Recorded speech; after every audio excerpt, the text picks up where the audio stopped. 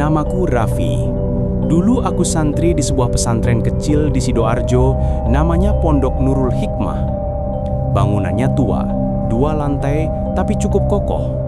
Sampai suatu hari, Ustadz Harun pimpinan pondok bilang akan menambah 2 lantai lagi agar semua santri punya kamar yang layak. Kami senang, sebab artinya pondok kami akan terlihat besar seperti pesantren terkenal lainnya. Kami semua ikut membantu pembangunan. Setiap sore setelah mengaji, kami angkat pasir, aduk semen, dan naik turun tangga bambu sambil tertawa. Tapi sejak awal ada hal aneh. Para tukang sering mengeluh fondasi lama tampak rapuh. Salah satu dari mereka, Pak Darto, pernah bilang pelan, "Lantai bawahnya sudah retak, Ustadz. Kalau ditambah 2 tingkat lagi bisa bahaya." Ustadz hanya tersenyum. "Insya Allah kuat, niat kita baik." Beberapa malam pertama berjalan normal, tapi semakin tinggi bangunan, semakin sering kami mendengar hal aneh. Saat semua pekerja sudah pulang, di lantai atas kadang terdengar suara langkah kaki pelan. Kadang seperti orang sedang menyapu lantai. Shh, shh, teratur dan sabar. Pernah juga terdengar suara besi dipukul 3 kali, ting, ting, ting, seperti tanda mulai kerja, padahal jam sudah lewat tengah malam. Suatu malam, aku dan temanku Iksan memberanikan diri naik. Lantai masih basah, udara berbau semen dan karat. Di tengah ruangan ada genangan air dan di atasnya terlihat bekas jejak kaki kecil seperti anak-anak yang baru saja bermain lumpur. Kami baru saja saling pandang ketika dari sudut ruangan muncul sosok tinggi kurus. Sarungnya basah, berdiri menghadap kami dengan kepala tertunduk. Napasnya berat seperti orang menahan sakit. Lampu bohlam bergetar dan mati seketika. Kami lari bertebit-tebit turun tanpa sempat menoleh lagi. Sejak itu tak ada santri yang mau berjaga malam. Namun gangguan tak berhenti. Di asrama sering terdengar suara azan menjelang dini hari, lirih seperti dari kejauhan. Beberapa santri mengaku bermimpi menggali tanah dan menemukan tangan manusia di dalamnya. Iksan sendiri sering terbangun sambil menjerit, katanya ada suara di telinganya yang berbisik, "Turunkan kami, terlalu berat di atas." Hari nahas itu datang saat hujan turun tanpa henti sejak pagi.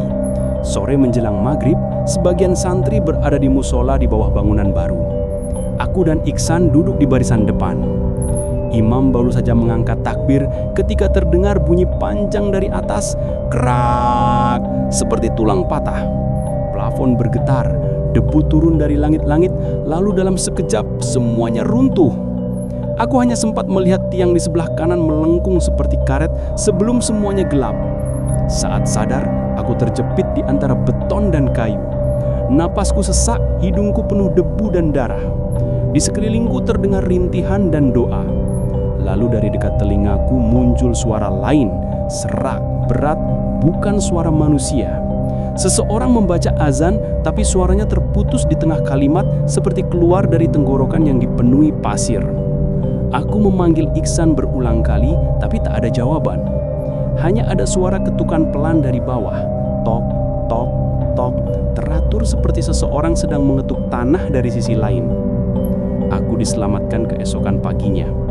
3 hari kemudian, tim SAR baru menemukan semua korban. Hampir semua santri meninggal dalam posisi sujud. Tapi ketika jumlahnya dihitung, ada 1 tubuh lebih dari daftar penghuni pondok. Wajahnya rusak, tapi pakaiannya seperti santri zaman dulu, sarung lusuh, peci hitam, dan tasbih di tangan. Saat tubuh itu diangkat, tanah di bawahnya mengeluarkan air merah tua berbau besi. Setelah kejadian itu, pondok ditutup, bangunannya dibongkar, tanahnya dibiarkan kosong. Sekarang hanya rumput liar dan alang-alang yang tumbuh di sana. Tapi setiap hujan lebat turun, warga sekitar bilang mereka masih mendengar suara orang mengaji dari arah reruntuhan. Suaranya pelan, namun ritmenya tetap, seperti orang yang melanjutkan bacaan yang terhenti di tengah bencana. Aku sendiri tak pernah kembali ke sana.